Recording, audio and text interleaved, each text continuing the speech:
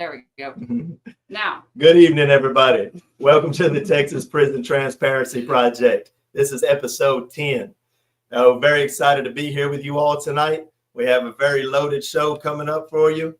A lot of stuff on deck tonight. Everybody already knows me and Ashlyn Gaddy, but I would like to introduce to you all the one and only Brittany Robertson.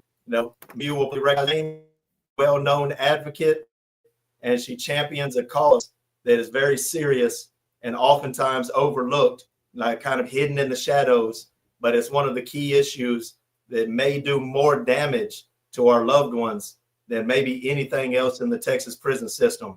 And what we're talking about is the administrative segregation, which is pretty much the same thing as solitary confinement, where people get put and locked away and forgotten for years on end, sometimes decades on end.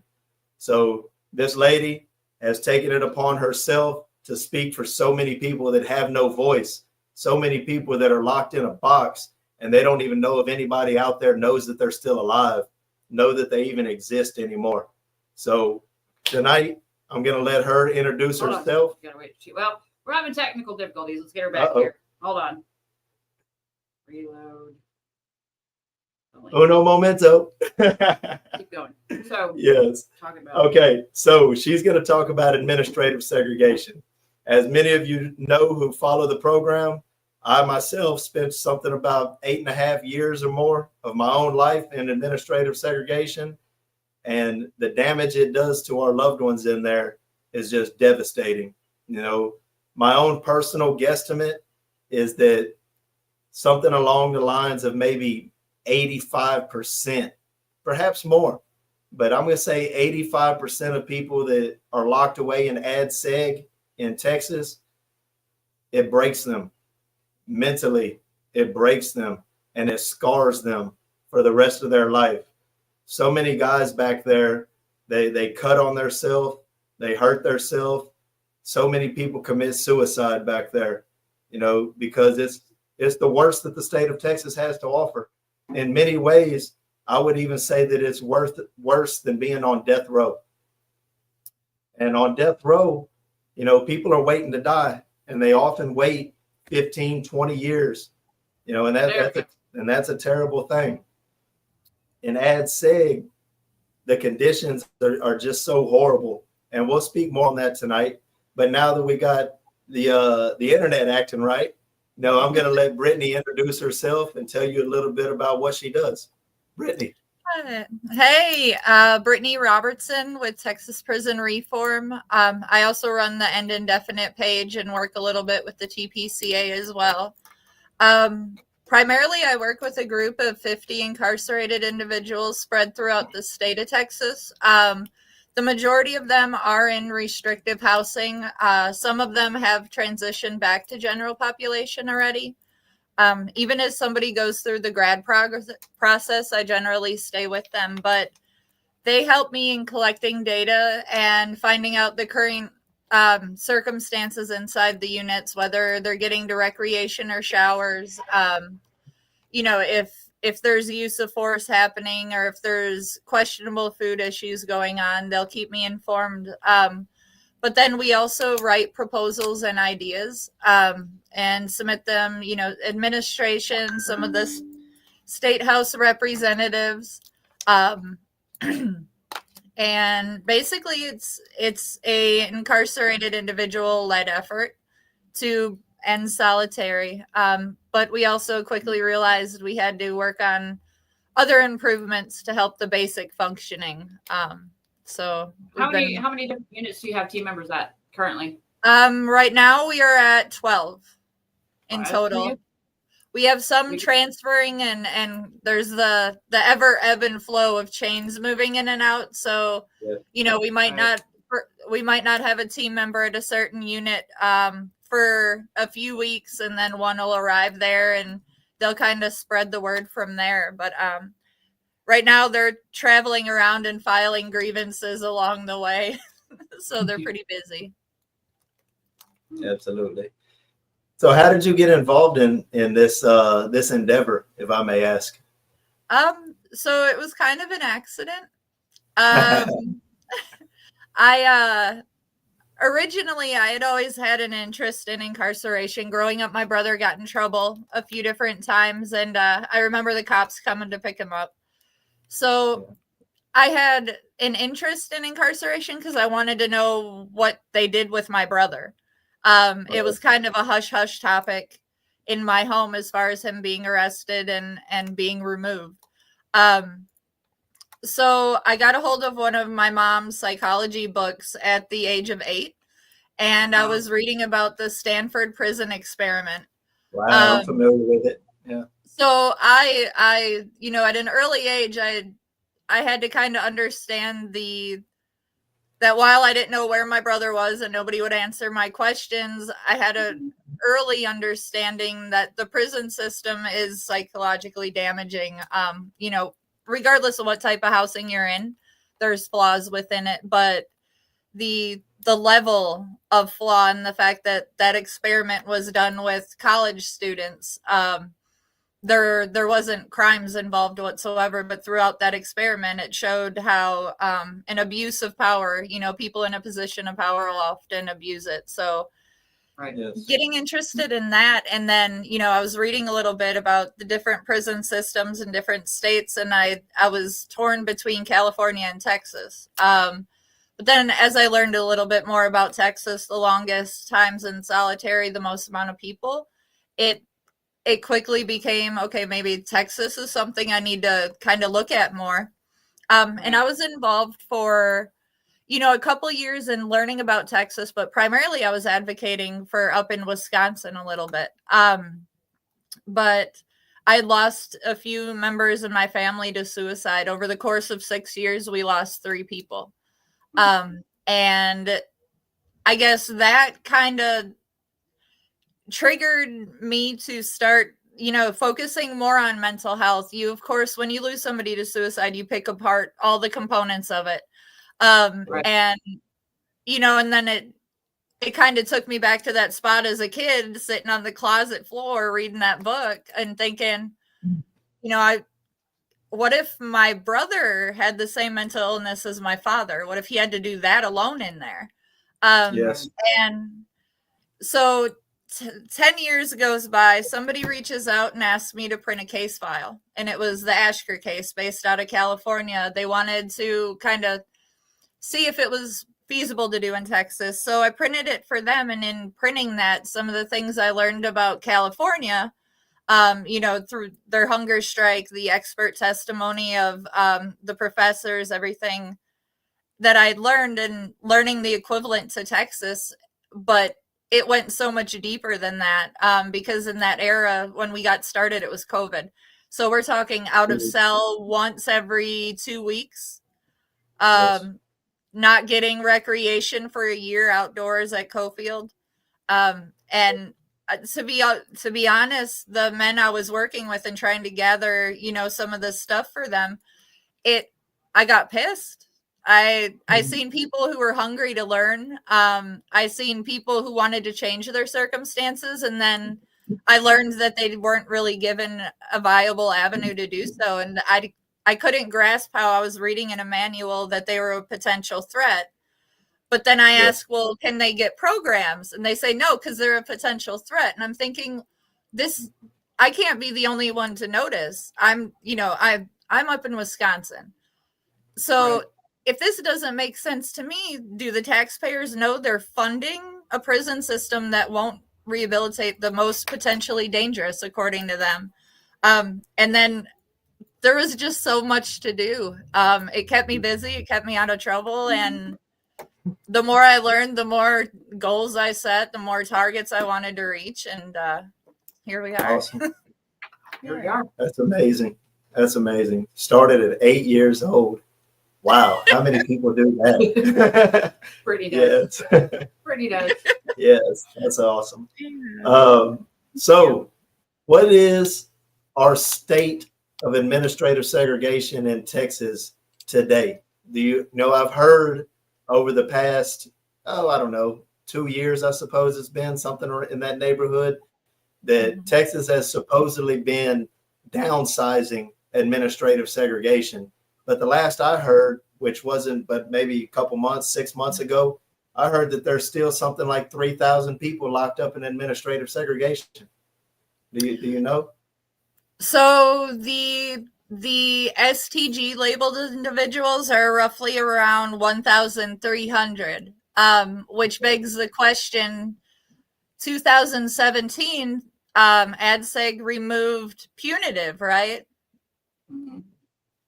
So I what are didn't they know doing that. there? What are they doing? Yes. I Or didn't know those that. other? If it's not Yeah. punitive, what is it? Yes, Right, absolutely. exactly. So If it's not punitive, why can't they take programs? Why can't they have education? right, You know what? right. You know, so many things that are available to anybody who's not being punished. Well, and just so we're clear, not all Ad Seg members are life sentences. Oh, Right, absolutely. no.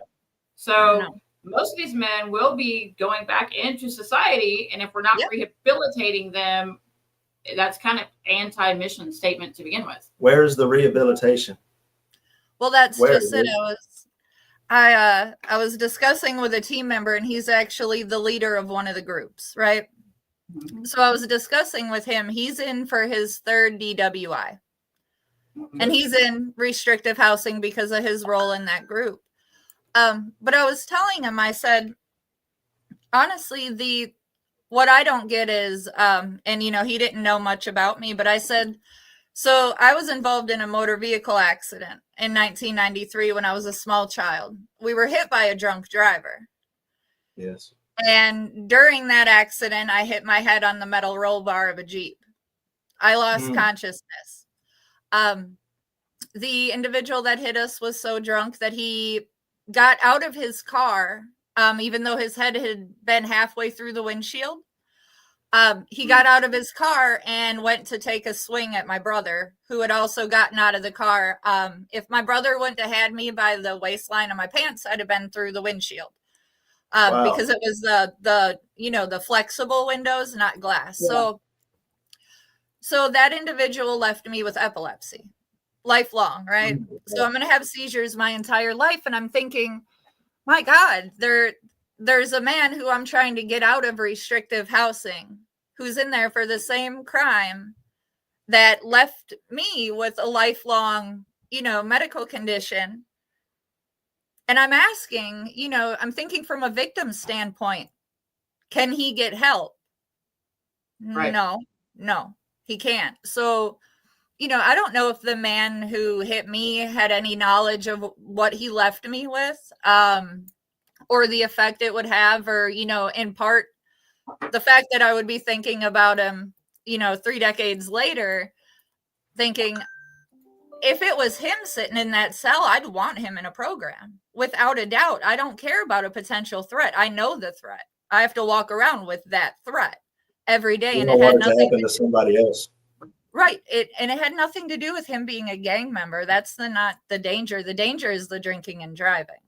But it just didn't make much sense to me on the logic of it. And then, to read the mission statement, the change in offender behavior, it shouldn't be the effects of solitary. That's not the change that I think the taxpayers are paying for. It's not psychosis or depression or PTSD. That's not what they want their money going to. Yeah, Yes. absolutely. So obviously there's, I don't know, to be blunt, this seems like a very serious injustice going on here. You have these people who you recognize have problems, but you're doing absolutely nothing at all to try and rectify or help to right, these people's behavior, their beliefs or thought processes. You won't even allow them to do it on their own. If a man in Ad Seg does not have family or loved ones who care about him enough and are monetarily able to send him self-help books or anything like that, then the man has no recourse. The man is sitting in the cell a bare minimum of 23 hours a day. You're supposed to be allowed 1 hour of recreation in a little day room by yourself, or if you're lucky, a little outside yard, which is all concrete and metal, You know, all you can see is the sky at the very top. You're surrounded by concrete and bars, and you're supposed to be allowed 1 hour a day as long as you're not in trouble, and then a shower, and then you're back in the cell. You know, and that's your life for, like I said, years, sometimes decades. And the cell is like something like 10 by 9. You know, it's a concrete box. You know, and as I've said before, you know, I've been escorted to visitation upon very rare occasion. And when I come back into a 12 building is where they house administrative segregation on a 2250, as they call certain types of units. And when I'm coming back in, I look at the place, and man, I can't help but think, like, man, this is nothing but a human kennel. These are literally human kennels, just like you go to a dog pound and you see all these dogs locked in cages. And now, you know, man, it's just so dehumanizing. You know, I myself spent like 8.5 years, maybe a little bit more than 8.5 years in administrative segregation. From the time I was about, was I 20? I might have been 20, you know, for the next 8.5, almost 9 years of my life. You know, and as we've also mentioned before, you know, one of the things I learned is that the frontal lobes in the male brain, you know, which deal with, you know, abstract thought, rational decision making, you know, being able to think about consequences of your actions and such things in a mature manner. You know, the frontal lobes of the male brain do not fully develop until you're somewhere between the age of 23 to 25 years old. And so for all that time, before I even got there, I'm already locked in this box. You know, please excuse me one moment. You gotta knock on the door. Arise Church, yes, we try to do this every Thursday at 7. So, yeah, she didn't mind to step out a minute because we have a visitor here. We were expecting a parole officer, actually, so he'll be out for a minute. Okay, so Brittany, you want to go over these new bills for us because they're very, very important? Sure. So we'll start with the first one, House Bill 3721. That bill is going to be the study on solitaire. What was that? Pause. We have our caller. So hold on. Okay. Hold on real quick.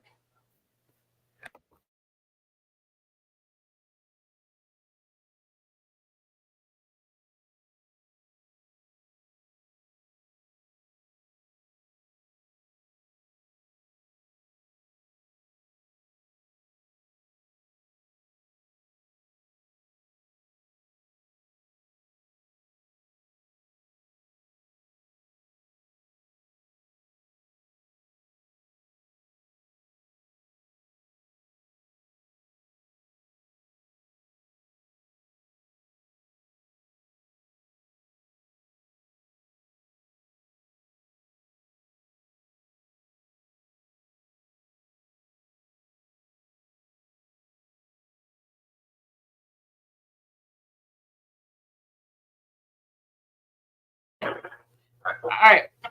So we have a caller from the inside. I'm not going to say where. I'm not going to say who because obvious reasons. But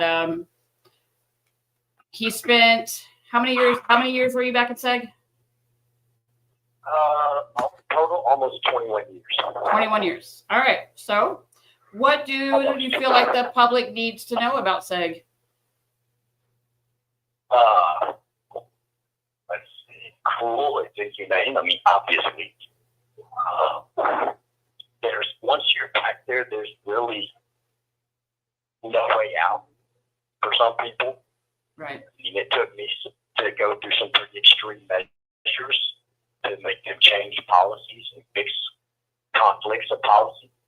I mean, I the classification committee members every 6 months tell me, yeah, we know you're not a gang member anymore, but we don't want you in the population, so you're going to stay here until you complete grad, but you're not eligible for grad, so you're just going to stay in SEG as a gang member, and I don't care if you die in SEG. Wow. So, yeah. So how long have you been out of SEG now? What? How long have you been out of there now? Couple years. I still didn't hear you. I said, how long have you guys? How long have you been out of Seg?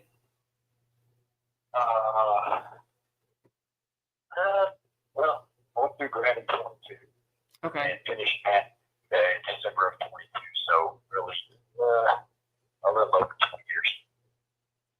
Wow. Wow, it's changed a lot since I was last in population. Has it improved, do you think, in the last couple, since over the years, or In no? some ways, in some ways it has, as far as like the racial tension and the gang violence and stuff that used to go on back 25, 30 years ago. Right. The lack of discipline and accountability at all levels is just seriously deteriorating. Right. And I mean, part of that is because of all the surveillance cameras everywhere, where if people do dumb shit, you can't enforce discipline like we used to, Right. however you want to call it, or you end up getting trouble. So a lot of these guys know that, so they just run around and do whatever the hell they want, and the officers don't do anything to them because the rank won't let the officers do their jobs. Right. So officers are like cases, and Michael just used to put in a cage and they sit on it or throw it away because, in certain types of cases, they just ain't looked at, Right. or they just don't want to deal with it. They're too short-staffed and don't want to deal with any of that stuff. Right. So they just, and once you get inmates that realize, hey, I can do whatever I want, they're not going to punish me. They Right. just get worse and worse. So do you think that does the mental health decline? Is it a short-lived thing, long-term? I mean, I hear horror stories about suicides and everything back there because it's just a total disparity. Yeah. You know. And I've seen quite a few of those in years back there. I've seen guys come into SEG and they're completely normal, but in 2 years they've lost their minds.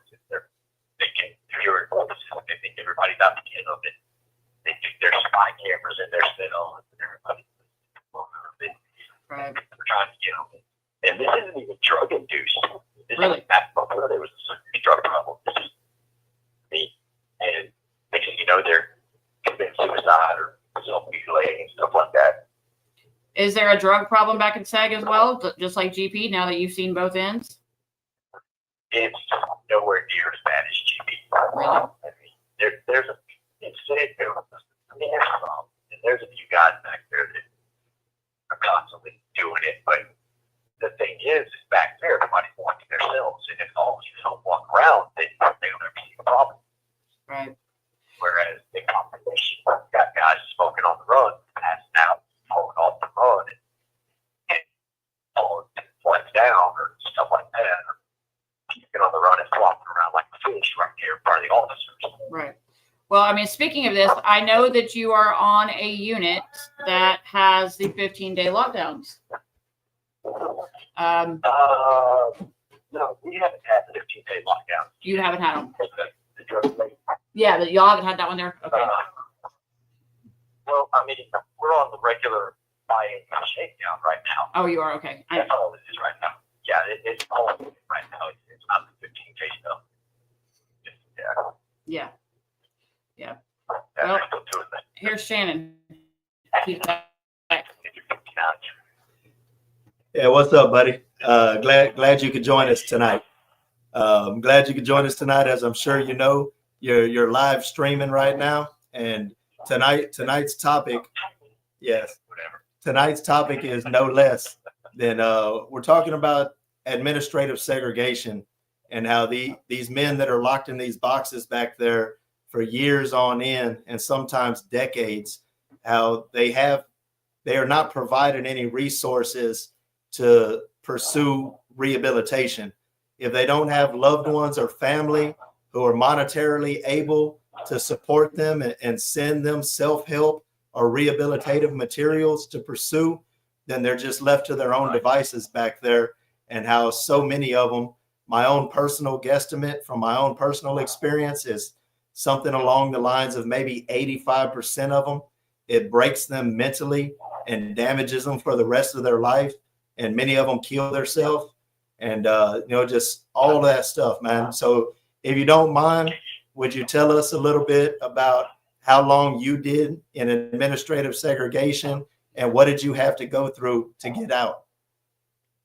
Well, I just Oh, did you? we were just talking about that. Oh, I'm before you sorry. joined. I just rejoined the conversation. Almost 21. Yeah, I did almost 21 years today. Wow. And it was basically because of a conflict between the policies that were in basically everything in TDCJ is siloed. So I had the SPD review committee that was refusing to remove SPD codes to let me go to grad. And then I had the state classification committee that was refusing to let me go to grad because of the SPD codes. And one committee would say, well, take it up to the committee. And then that committee would say, I'll do it to the other committee. And either one of them would make a decision. And I had multiple officials tell me, yeah, you're not going to like the answer, but they're keeping these SPD codes on as a way to keep them safe because they don't want you in population. Wow. That for insight. When they took the Inmate, the gang intelligence officers at Robertson Union told me, they said, yeah, we know you're not a gang member anymore, but we're going to put you in jail anyway to let you found somewhere because you start too much shit on a building. Yes. Which I did. I just enjoyed it. So, Wow. but And how did you personally, Aaron, excuse me, how did you personally survive and keep your mental competence intact over 2 decades in administrative segregation, sir? Part of it was trying to maintain contact with the outside world, which it wasn't always easy.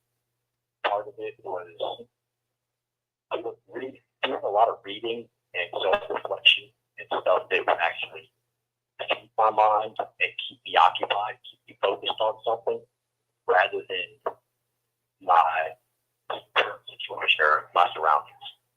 Yeah. I think with writing and drawing and reading and all that stuff, trying to fight the system, learning the law so that I could file federal court, fight legal battle, try to get out of SEG, all that type of stuff. What kind of advice would you give families for getting their loved ones through SEG? It's like, got a bad connection. Oh, she said, what type of advice would you give families to help their loved ones get through SEG? To get through SEG? Yes, sir. To survive without losing it. Oh, wow. Just make sure you stay in contact, like letters, pictures. It's a lot easier now with the tablets. Now, they have phones in SEG now, so through the APN, they have the phone. Oh, wow. Do they have tablets in SEG? Yeah, they have tablets in SEG. Level 1 SEG has the phone from 2 to 8 p.m. Oh, wow. So they do have that. That was one of the things that we had fought for back in 2022. Another thing was that they did agree to start installing TVs in SEG. They were looking at a proposal for resuming group on a limited basis in SEG so that people could have more social contact, social interaction. Right. I don't know if that one went through, but I did see some pictures from a life skills graduation where you had a group of guys in SEG all sitting around on the backyard with no handcuffs on. So they did start doing some programs in SEG in certain units. Okay. Nothing is ever coordinated in TCJ, and every unit is different. So, wow. They did start doing some stuff. They're slowly realizing, well, they've realized for years the harm that SEG does, but I think they're finally starting to implement stuff, and we have to start doing something because we can't just lock people in a box and eventually let them out of prison with no type of rehabilitation at all. Right. So, correct. Like in Darrington, you had some field ministers back there that had started to come back there and teach some rehabilitation classes and stuff. Okay. So there's people that try. Not just that. Well, not just that, but if to have these classes that, like, they're teaching people different perspectives, or teaching people different coping mechanisms, or how to be a little bit more self-aware of what they're thinking. Yes. Right? They're basically putting this seed in God. These guys might be hard game members, or guys who just they live their entire life certain way. And once you start putting these programs back there, maybe they'll start to look at it and be like, well, you know what, maybe I better start making better decisions. I mean, it's like I've heard people say, if you know better, you do better. Yes. Well, a lot of them don't. I mean, they know better because they know that they're doing stuff. To actually explain that there are options and help them see that, do something different with their life. Yes. Yeah. Let me ask you this, and this is a little bit of a curveball, but through 21 years in administrative segregation, what do you think was the worst part of it? The worst part of it was the isolation, the constant isolation. I mean, when I first got to SEG, what really drove me crazy was the way that to get some inmates back there, but also quite a few officers that would just harass you, knowing that you're behind the door, can't do anything, like antagonizing a dog behind a fence. Yes. Right. Just to try to provoke you because they get entertainment out of it. Yes. Then I realized, you know what? I'm not going to let them win. And officially, I just started laughing at that type of stuff. Like, all right, screw it. I'm not even entertaining. Yeah. Right. Part of it was the isolation. It didn't get to you. I mean, it's everybody. If that doesn't get to you, it doesn't change you, then there's something wrong with you. All right, it's going to change you one way or another. Yes. I mean, they've done neurological studies that show how long term, or not even long term, but even as short as a year, actually rewire your brain and change the way your brain works. Yes. So, yes, it absolutely does. Okay. but the isolation, the frustration of feeling like, you know what, that they have no valid reason to keep me back here. They're just jerking me around and I'm steady fighting. It started to get frustrating. Yes. As far as conditions, Yeah. I mean, of course, conditions, and there are different ways. High security, that super safe, that isolation where you're in a cell, your shower is in the cell, there's plexiglass over the door is sealed off, metal joints all along the side and the bottom. The only people you can actually have a conversation with is the guy that shares the air vent with you. Yeah, you talk through the air vents, right? Right. Yeah. If the guy across from you, you communicate with much silence. Yes. Other than that, like, you're lucky if you get wrecked once or twice a week, maybe once or twice a month. Right. And it's a hassle. They make you jump through all kind of hoops to do that, so people are just like, you know what, screw it.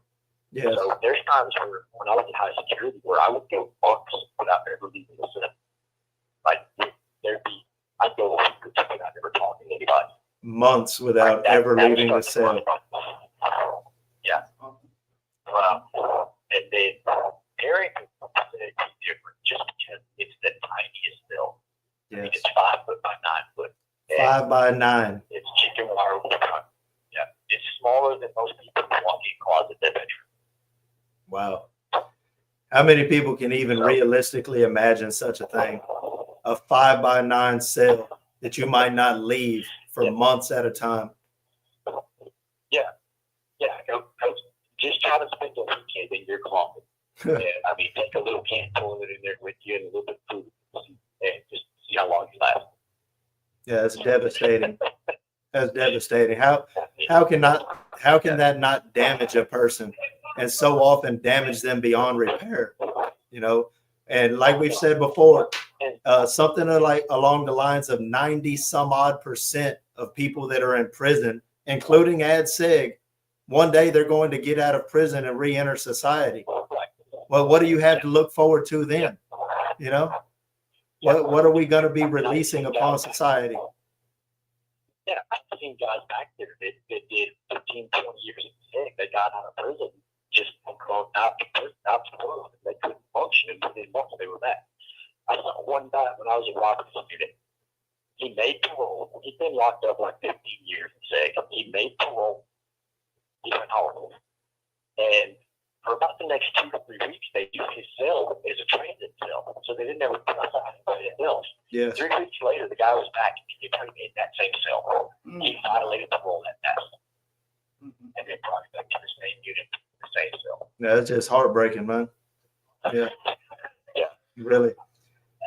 Well, is there anything else you would like to share with us on the topic of administrative segregation? Do you have any ideas about how we could better use the system and maybe even do away with or phase out this insane punishment that they say is not a punishment now?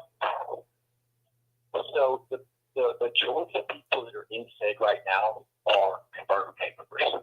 They just refuse to renounce their membership. There's a better way to deal with it. Texas is one of the only states that puts per gang members in indefinite solitary confinement like that.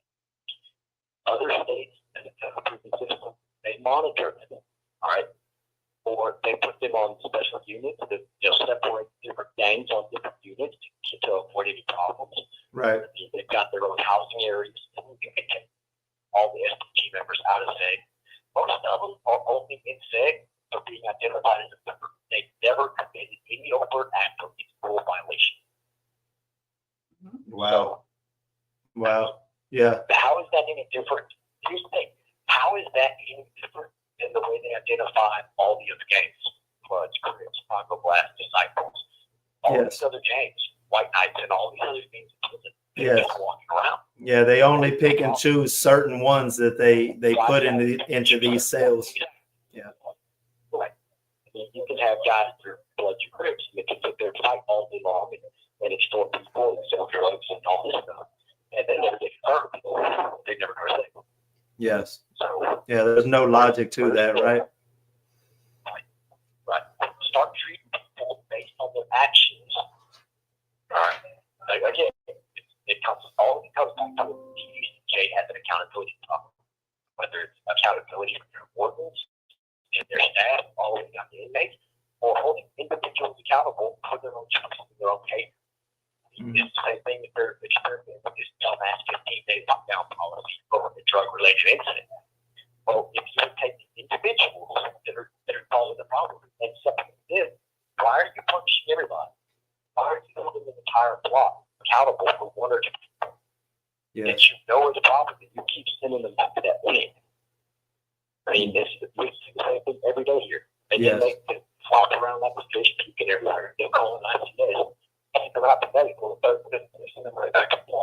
Yes, like they almost, it's like they want these people to go back and get punished by the other inmates for causing all of this trouble, and they're hoping that solves their problem. We've had wardens and majors, every single rank you can think of.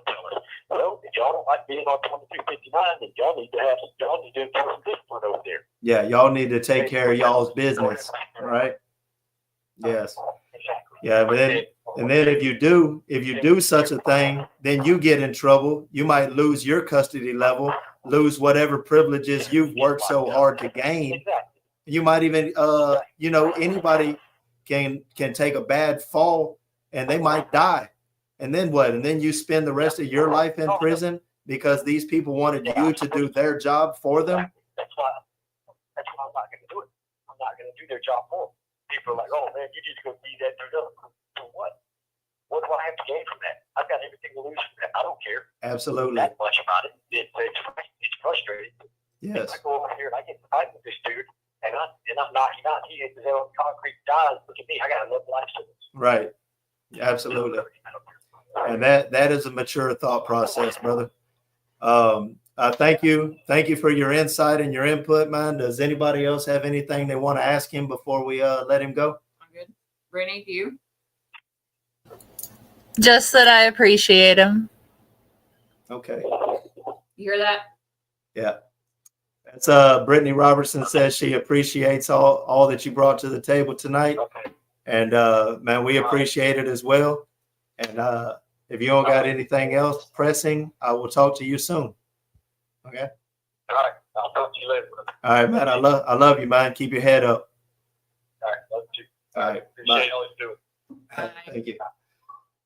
All right, Brittany, now back to you, and we'll go into the bills. Finally, here we go. Yes.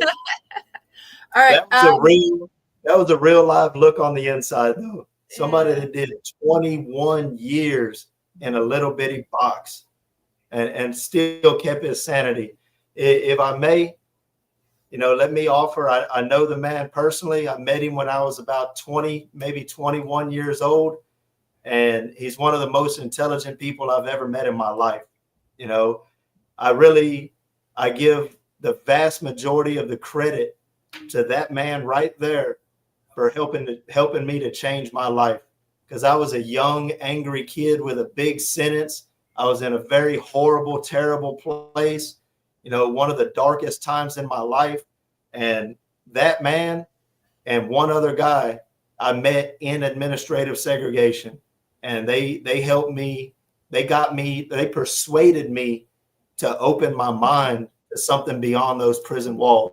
They started to give me educational books to get me to open my mind and just think of life beyond these four walls and beyond that razor wire. And man, it's something that I discovered a passion for. We would read the same books and we would debate with each other what we agreed with and didn't agree with or didn't understand. And we built ourselves upon each other.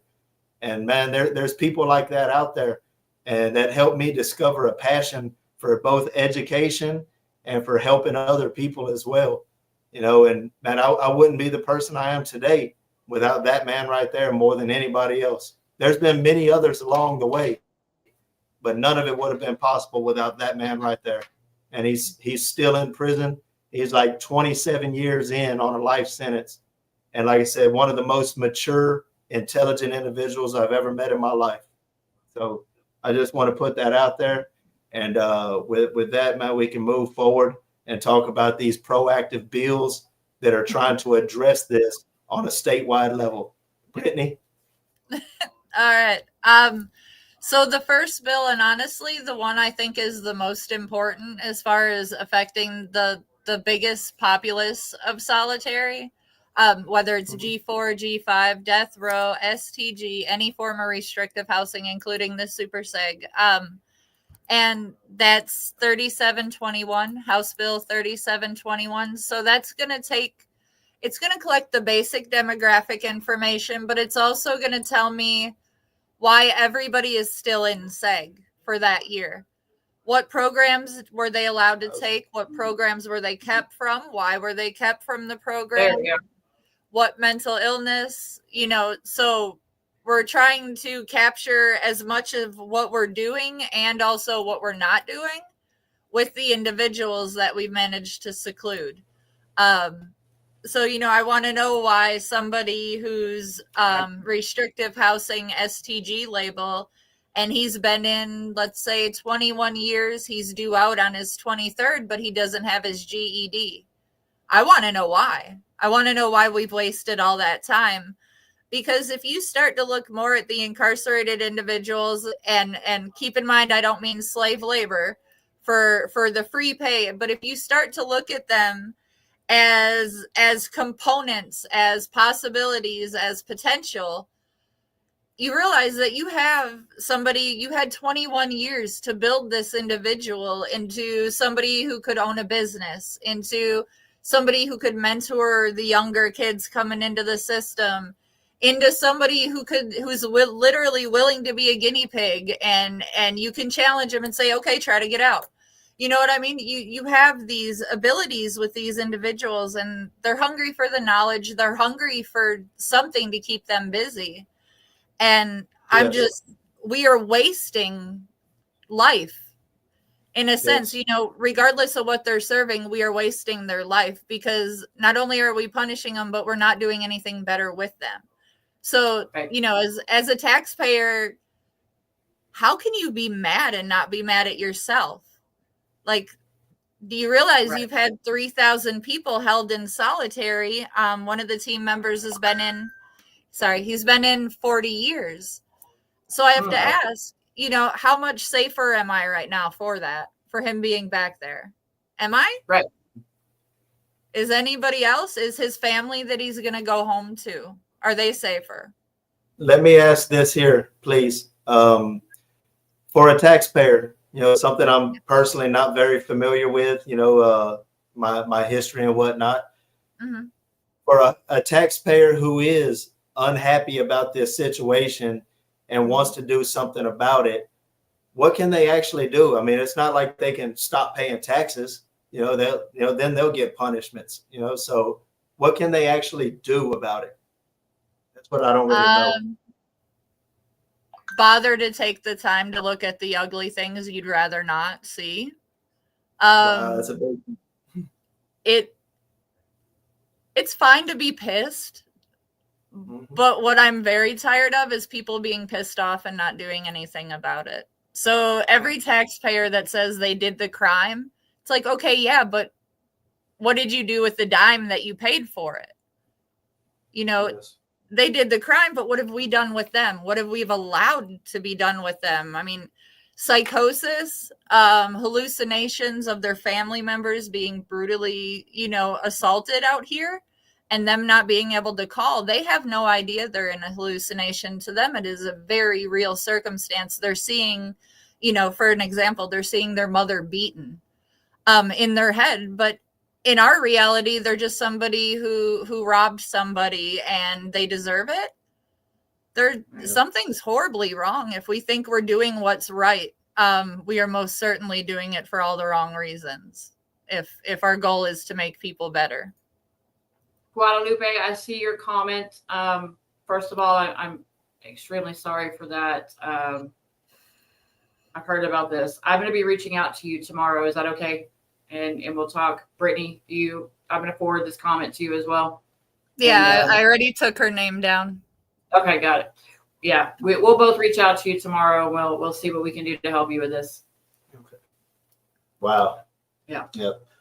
Yeah, there's a lot of heartache out there, a lot of devastation. One thing that comes to my mind is almost every person that I've ever spoken to has told me that they've done something at some point in their life that could have potentially sent them to prison. Mm-hmm. So all that, they did the crime, let them do the time. But what about what you did and got away with? Right. Like I said, something like 99% of people I've ever spoken to in my life have said such a thing. Well, I've done some things that if I would have been caught, I could have easily been where you were. So it's real easy to cast the stone, right? Yeah. Oh, absolutely. Absolutely. So there 4, right? So we're doing the 3 tonight. We're doing the next one is 3723, and that is equal access to rehabilitative programs for those STG, especially in relation to the crime of conviction.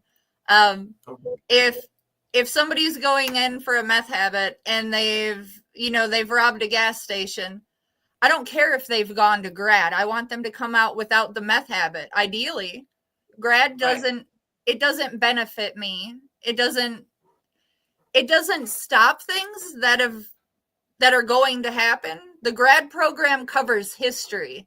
History you can get 10, 20, 30, 40, 50 years down the line. My 40-year in Sager, he ain't got nothing to give. He said, I can't go to grad. I ain't got nothing. I ain't going to make anything up. So getting those programs that are essential to actually changing their behavior, and not what's on a paper. Then we have 3725. Then we have what's the number on it? 3725, and that is basically the Ashker settlement terms that were written into a proposal that were then revamped into a bill. And that is to offer a step down program to slowly release people from restrictive housing. I know a lot of guards watch the show.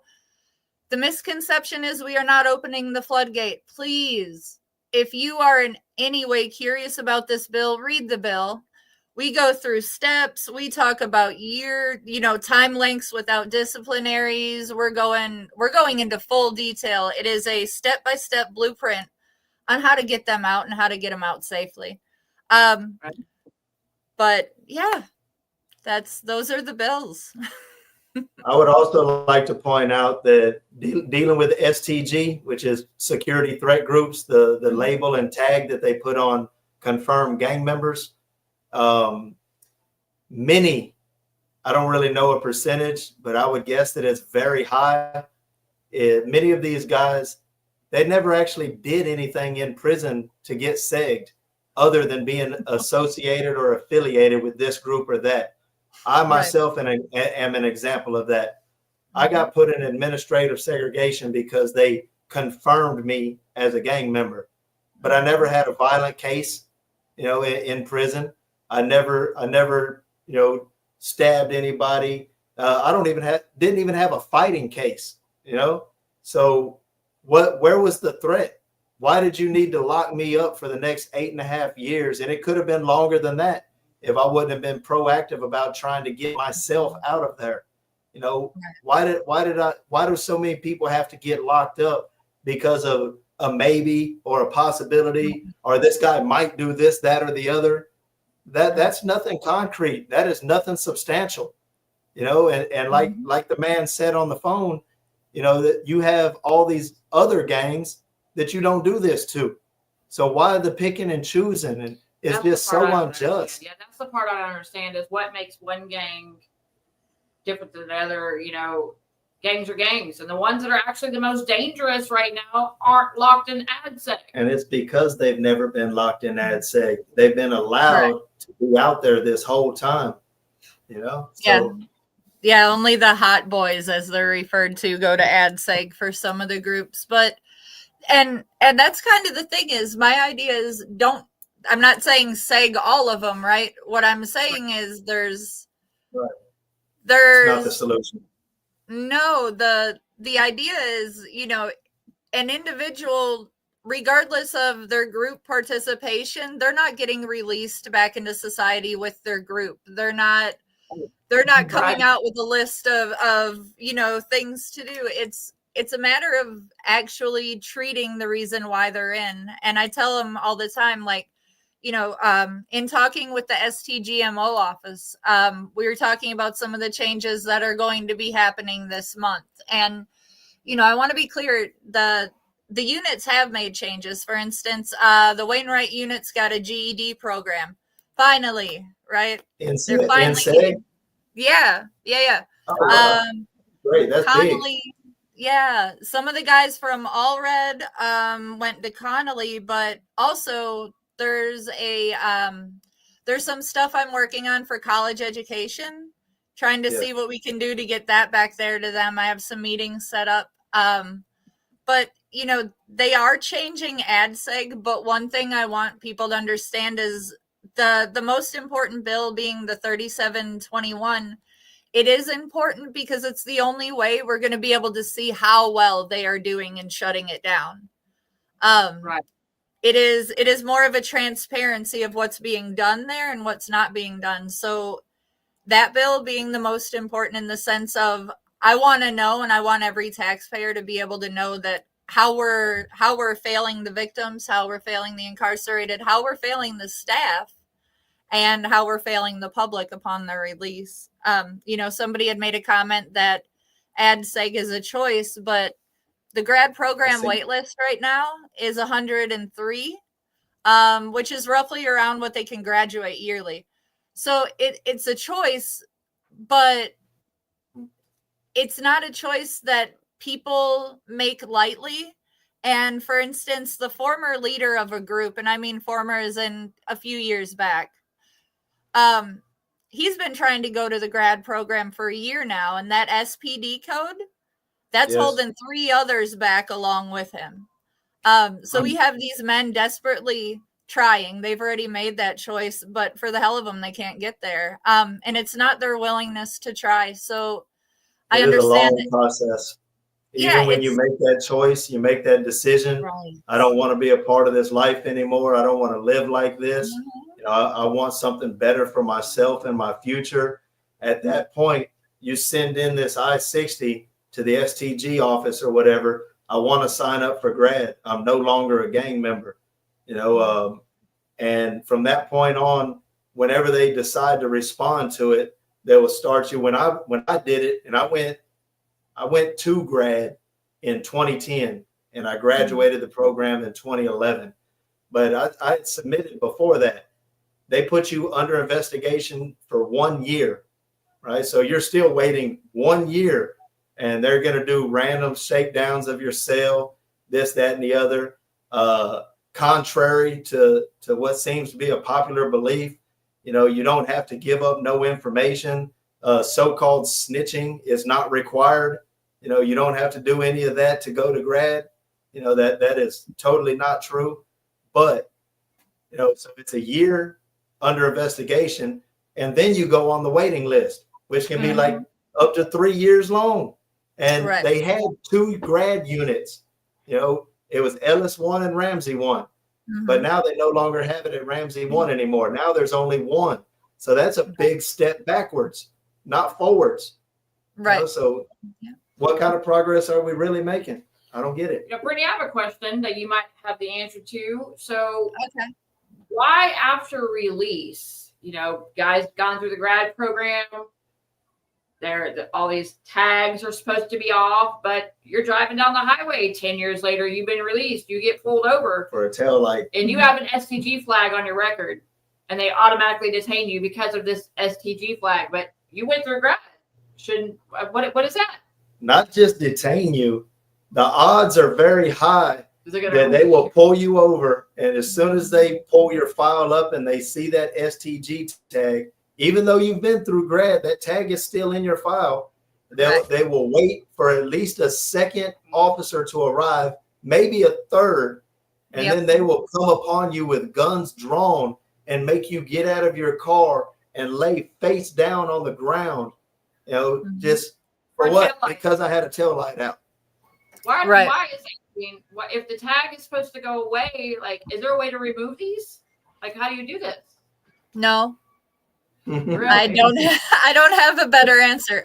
No. So once you are a confirmed member and they go through the process in Huntsville, you're in the tag it system. Yeah, no, you're always going to be in the tag it system. That label is on your name. It is on your birthday. It's on your social security card. It doesn't matter. That tag follows you. And unfortunately that tag's not always right. Right. And I also seen Dallas, I believe is the commenter's name.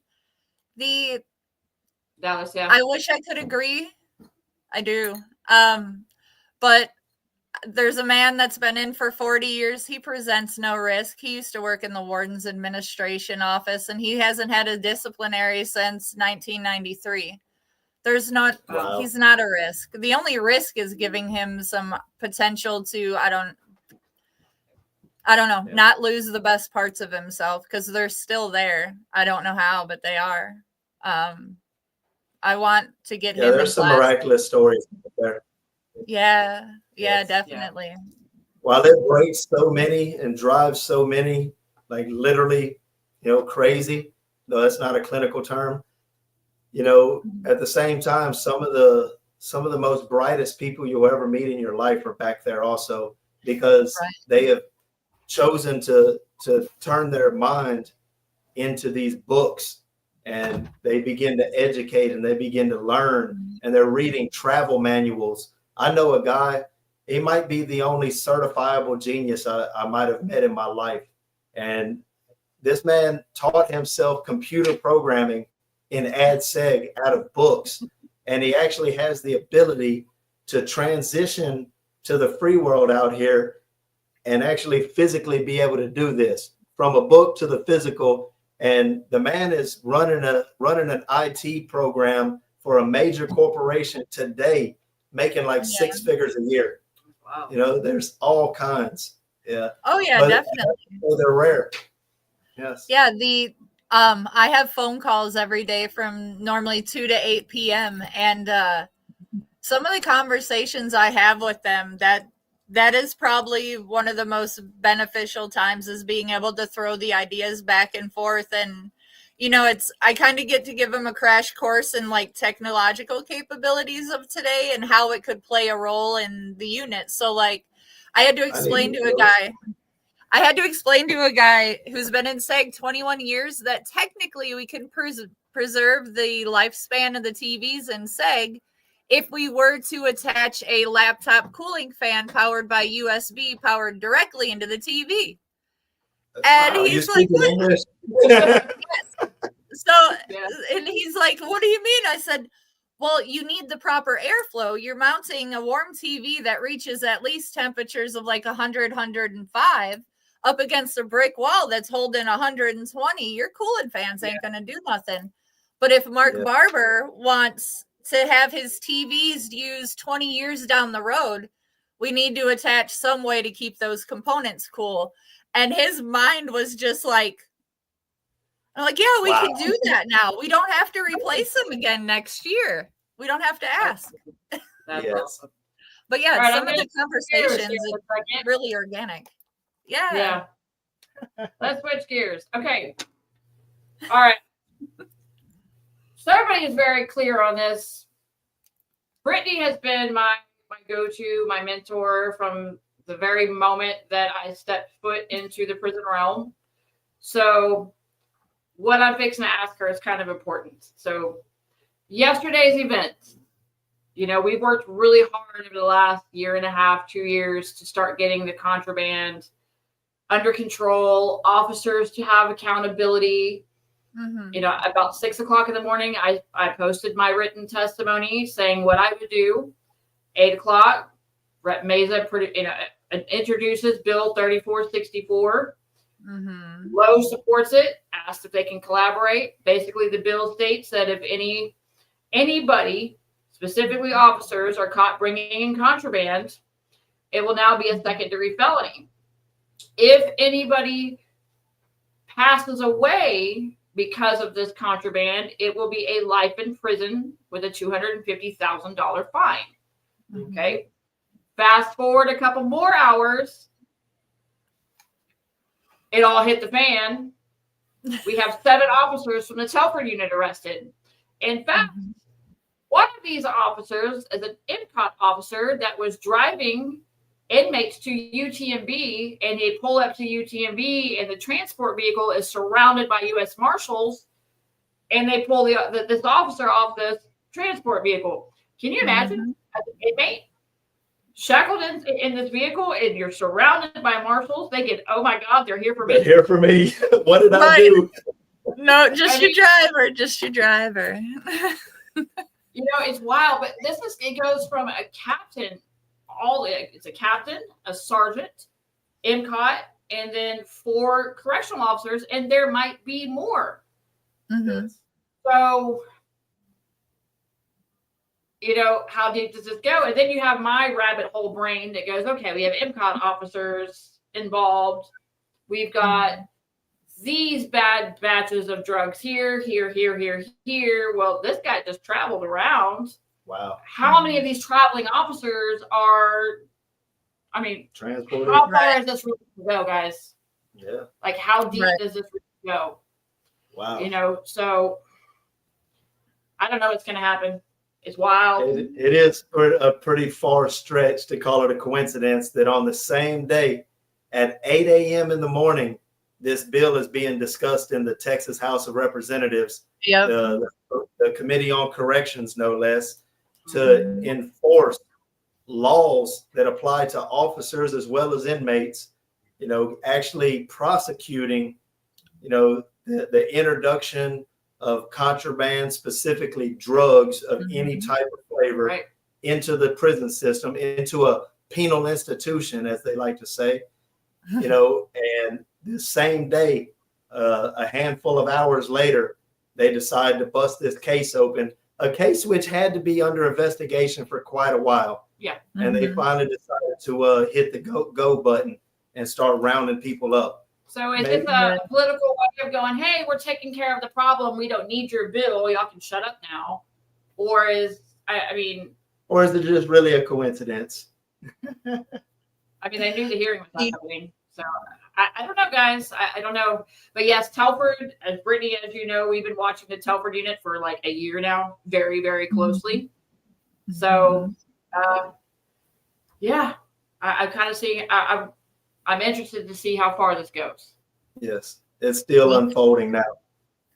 We'll see. There's a few complaints I'm still waiting on a response from, but we've definitely been hearing of concerns all over the state. And I know you've been watching the report, so there's, we're waiting. We're waiting. Yeah. It's going to definitely be good. Yeah. Personally speaking, I believe there's such a bill introducing such a thing into law, which would actually allow the prosecution, a matter of fact, require the prosecution of anybody bringing drugs into the system. I believe that's a good thing, you know. And I know the system. I know the system inside out, of course, but man, the drug problem is so bad on the inside. And so a lot of these guys weren't even drug addicts before they went to prison, you know, but you're in there, and the number one Achilles heel in there every day is that you're just so bored out of your mind. And you see these people using drugs all around you all the time, every single day. It's in the day rooms. Sometimes it's in the education building, in the bathrooms, wherever. It's out in the open. It's not, you don't have to duck off and hide in a corner. You know, it's an open thing in there. And, you know, so many people succumb because they're just looking for distraction or something like that. And man, it just creates so many more problems. People are dying, ODing, losing their minds. You know, they're having seizures and flopping out and vomiting everywhere. I mean, it's a normal thing, really. As crazy as that sounds, it's a normal thing. And the biggest problem, something like 90%, you know, maybe more, but at least that it's carried into these prisons. It's not coming in the mail no more. That's already been shut down. You get all your mail on the tablet now for the most part. Yeah. So it's not the mail, obviously. Yeah, did it come through the mail? Sure it did. But that's not the vast majority no more. Now it's still coming in at least just as much, if not more so. Yeah. So the problem has to be addressed. Supply and demand. If you cut off where it's coming from, man, there's going to be less of it. And if they actually do begin to prosecute people that are bringing it in, and it's not just guards, it could be anybody that comes in, right? But that's going to scare many of them off that might consider it otherwise. You know, people wave that big paycheck in front of them. Like, man, I'll match your paycheck this month just to bring me this or that, right? Whatever the case may be. And it becomes so tempting and seductive to them. So many people bow down to that almighty dollar. Well, they got to stop hiring gang members to work in their prisons. How about that? I mean, I'm saying it. Can we put them in? I was really confused. Yeah, no, the post yesterday on Telford and David Lowe's comment on that post had me rolling, because I'm sitting there and it was so ironic because I had just gotten off the phone with a team member, right? And they were complaining about wanting music, right? Why can't we have music? We just want to listen to some music. I just want to sit here and vibe with some music. Okay, great. I get it, guys. And then I get off the phone and I look, and Telford officers are engaged in organized crime, and I got gang members who are just asking to be able to listen to music. And I'm like, I don't even know what's happening anymore. I got men who are in solitary who are gang members saying, can we just have some music to listen to? We promise we'll be good. Meanwhile, I got officers engaging in organized crime, bringing drugs into the people who just are asking for music. Right. No, Shane, I agree with you. It is going to be impossible to completely cut it off, but that's also where treatment needs to come into play, because if we start treating addicts, the ones that truly want to get help, it will help the ones kind of maybe have a little bit of inspiration that might not want help. They see everybody else do it. because if you cut the demand off for it, you don't need a supply. So it Right. kind of all works. Yep, and that's the other side of it. Kind of all works, in theory. Something has to be done at this point. I mean, it has to be done. It has to be Yes. Okay. Many problems, just trying to be solution oriented. How do we actually, even if we might not be able to cure it completely, how can we lessen all this pain and suffering that's going on, all of this misery that is created, and that's the goal. Right. Do we want to cure it completely? Absolutely. But It's we'll take what we can get. Right. Yeah, little bit by little bit. Well, I hope STGMO office is right, and there's going to be some positive changes. I know I do see the system trying. I just hope that it's done in a way that it doesn't turn out to be false promises, and more in a way of an organized effort to actually end it. Yes. Yeah, and I also hope that this isn't one of those things that the agency likes to do, where they'll be real proactive for like one or two things just to shut the public up and shut the advocates up and say, oh, well, we did this. Hey, look, we just busted 7 of them. And then crickets, Right. because they think a good job with this, kind of like they haven't had a bust like this since the 4 at Clemens a year ago. So guess what? This is a continual problem. Just because you got rid of 7, you have 700 more doing it. You have to keep the pressure on. Yes. You can't let up. It has to be part of the mission. Nobody is immune, y'all. Nobody's immune, and they shouldn't be. Shouldn't be. All right, you got anything else for me tonight? No, darling, I'm good, I think. But thank you guys for having me, Shannon. A pleasure, as I knew it would be. Yep. I've been, long day coming. Yes. Long day coming. Yes. All right, y'all. We're gonna get off of here tonight. Anybody that needs to reach out to us, it's Brittany Robertson, Shannon Marshall, Ashlyn Gaddy. Feel free, like, share, whatever. We're here for everybody. Oh, one last thing. They did confirm the board meeting for the 24th, not the 25th. The 24th. Okay. Yes, so it'll be Thursday the 24th. I am still taking binders with letters from the inside, from families, from staff members, anything. I've gotten probably close to 50 at this point, maybe a little more. Yes. I need those letters, so keep sending them in. You want your voice to be heard? You want to be part of the official record? Here's your chance. Those taxpayers we talked about, this is something proactive that you can do. You want to be heard? You're upset? You're pissed off? Tell them about it.